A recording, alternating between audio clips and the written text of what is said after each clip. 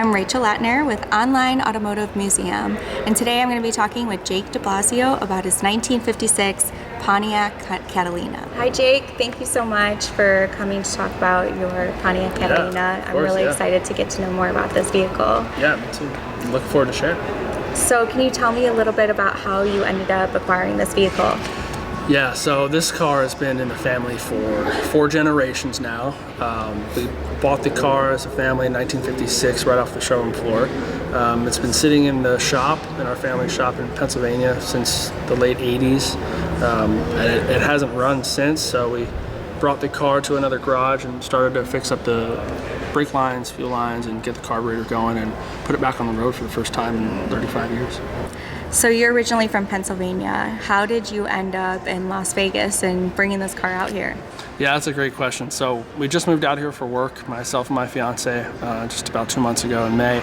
And they said, hey, do you want to come start a new warehouse for us? I said, yeah, that sounds great. Warm weather, lots of golf, good car weather all the time. I said, one stipulation, I'm bringing my car. And they said, great, here's the truck, ship it out, here you go, meet you there. It's like awesome, easy peasy. So tell me a little bit more about the specifics of this car, about the engine, the transmission, the speed that it gets to. Yeah, so it's got a 287 V8 small block in it. It's got the original 2-barrel carb, original Harrison radiator on it.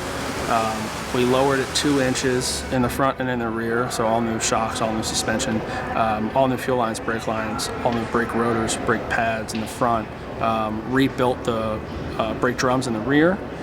And yeah, we pretty much just kept it the way it was when it came off the floor, except for the few things that make it safe and drivable in today's road conditions.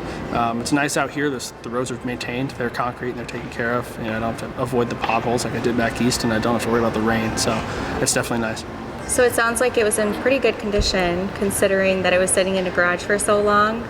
Can you tell me a little bit more about the exterior in terms of the paint color and then also the wheels? Yeah, so we got lucky. It was hard to tell at first because there wasn't much light in the garage it was sitting in. So it had walnuts and roof dirt from squirrels living up top in the garage. So we pulled it out, gave it a good wash, just a nice rinse down before we came out here. The two-tone green, it's got Halaya green on the top, Kelly green on the bottom, so Eagles green on the bottom, and then the wheels are all original, 15-inch standard wheels with the Halaya green on the bottom there as well. Have you done any kind of modifications to this vehicle, or do you plan to do any modifications in the future? No, that's a great question. I think, to keep it fully original and to, let the family have that memory of that car the way it was is the goal.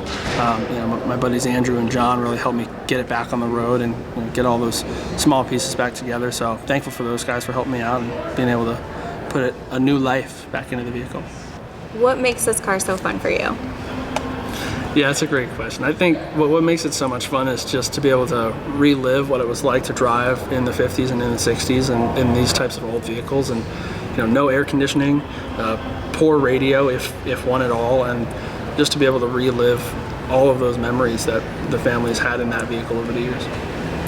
Well, thank you so much for explaining about your car. Yeah. It seems like a great vehicle. Do you mind if we take it out for a spin? Yeah, let's go take it for a ride. Bumps are fun. I hope that other car's over here too. That one's cool. The first thing I noticed about this car is the green. I mean, yeah. It's pretty. It's all green. Everything's green. Everything's green. It stands out for sure. Yeah, the thing that everybody asks is, oh, it's all green. Was your family all Eagles fans? You're from Pennsylvania. No. The answer is no. Not Eagles fans? No way. We are Patriots fans through and through. Gosh. Yeah. Die-hard New England fans. That's awesome. Yeah. So it's the original paint. The original paint, all original paint. The interior is a little bit weird because these seat covers were put on in the early 60s as an effort to protect the original seats, which are underneath. And my great-grandfather hated the gray star pattern that came on these originally. So he covered them up and then put this green shag rug in, which was a little bit before its time. It's more like an olive brown now, but it's cool, super cool. It's pretty remarkable that it's in the condition that it is. Yeah. For sitting in a garage. Yeah, really lucky. Like I said, it was hard to tell because it was covered in all the dust and the walnuts and stuff. But once we pulled it out, we really gave it a one-over inspection. It was night and day. It was like, wow, this car is in great shape. for not being in a climate controlled environment, just being in a generic top covered garage, the paint lasted forever. It looks awesome. So it has the bench seating, Yep. and then any other features that are unique to this car in the interior? No, it's pretty much stock. I mean, I'm gonna put a radio in it eventually because radios are fun and listening to music's pretty cool. But other than that, no, it's all original, completely stock. Nice. Yeah. What speed have you gotten up to so far? This thing does 80 comfortably. It loves to go 80 miles an hour. It really doesn't like to do 30 and 35. Because of the old transmission, it tends to be a little temperamental at those lower speeds. Mm-hmm. But getting it up into like 4th gear, like right there, it shifts a little rough in a second, but it runs great at 65, 70, 80. Have you punched it yet to No. see its max? No, I don't think I will. I'm scared. I'm scared if I do it, I'll blow the transmission. Yeah. And I want to keep that original. I want to make it a manual, so maybe I have to punch it, and then I'll just let the transmission die on its own. Then I'll have an excuse to put a manual in. So when you talk about like that, the manual, kind of shifting gears and stuff like that. So it's how many gears? So it's a 3-speed automatic on the tree, and then it also has a highway gear, which is 4th gear, and that's like a 3+ gear. It really doesn't do much, but it's cool, and I love the original automatics. They're so temperamental, and you really have to shift them through the gas pedal almost. You let off the gas and it'll shift itself. Not like a new car, my pickup truck, if I just lay on the gas, it'll go right through all 8 gears pretty quick. Mm-hmm. This is very different than that, and you really have to feel how it drives. Do you get a lot of questions asked about this car, or what makes it so fun for you? Yeah, I get a lot of questions about, why does a young person have this car, which is always fun. I don't think people expect somebody from the younger generation to try and keep up a vehicle like this, and that's the fun one, right, is being able to tell the story and get to know people and go out and meet people that are interested in cars, and especially this vehicle. So that's the fun part. Did you always think that you were going to keep this car, or what kind of made you decide? Was there a family involvement with it? Yeah, so the family was going to sell it about 2 years ago, and they got some really high offers. And my grandfather, he was like, man, I want to keep the car. I really don't hope they sell it. And I was like, well, I got some cash. Why don't we just go buy it from the family and make it our own? And so we on a Saturday morning, we were like, hey, we're coming down to the shop. Hope everybody's there because we're buying the car. And we showed up with a check, and that was the end of that. They were like, oh, this is great. It's going to stay in the family. It's going to be taken care of, and it'll be driven and loved again. And yeah, something different. It's cool. Were you always into cars? No, not really. I mean, to be honest, the cars is kind of a new thing for me. It's something I'm learning about and trying to get more involved with and figure out. It's complicated. It's expensive, of course, and it's difficult to learn about all the intricacies of different vehicles. They're all a little different, and it's not a one-stop shop in terms of learning about each engine and each vehicle and all their different moving parts.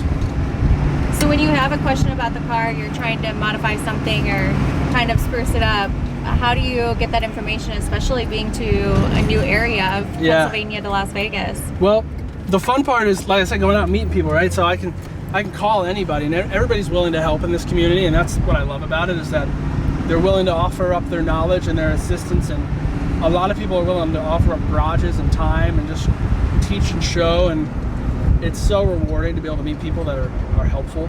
Yeah. And then, of course, I've got some friends back east that I can call and text at any point and get their knowledge and get their insight. So, yeah. I think personally, like the Cars and Coffee meetup that we've done out here, just getting to know people and actually hearing where they take their car, and then understanding the process that they've gone through has personally been helpful for me. Yeah, and I think that's so cool that, like I said, people are willing to come out and just engage and be a part of a community that's so different. The Mustang Club is super cool. They come out and they all hang underneath their own little tent, and they're a big happy family out here on Saturday mornings, and it's super cool. It's nothing. There's nothing like that in any other type of community. So speaking of family, you're recently married. Yeah, recently engaged. Hopefully sorry, married next recently year. engaged. Yeah, recently engaged. Hopefully married next year. We'll see. I was skipping a step. I know. Basically is married. We've been together 10 years. She's my high school sweetheart. Got engaged on Christmas Day. Just the two of us over breakfast. It was super nice. And now planning our wedding, on our cruise wedding. Hopefully spring of 2025 is the goal. Get the whole family out there, give them some time to plan and save some money, and then go out and do a nice vacation on a boat. So does she enjoy this car just as much as you do? I think she enjoys this car more than I do. Yeah, she's like, let's go get ice cream, let's go get Dairy Queen, let's go out, let's go enjoy it. And I'm like, man, we just drove it yesterday. How many times can we go? She's like, no, more. So it's super cool. It's so much fun to just go out and experience and enjoy it, especially in the great weather of Viva Las Vegas, right? Yes, definitely. Not like the snow and sleet in Pennsylvania. Yeah. You get the warm weather pretty much all year round. Yeah, no rain, no snow. It's great. A little bit of dust, but a nice rag can fix that. I don't have to wash the car every 3 days, so it's nice. Well, definitely seems like you're enjoying it. Yeah, I love it. It's so much fun. It's so different than what I'm used to, in a vehicle, right? To me, vehicles have always been point A to point B, and this is so different. Well, I'm excited to see what you end up doing with it and all the kind of upgrades and getting to see the process of it. So thank you. Thanks. Yeah.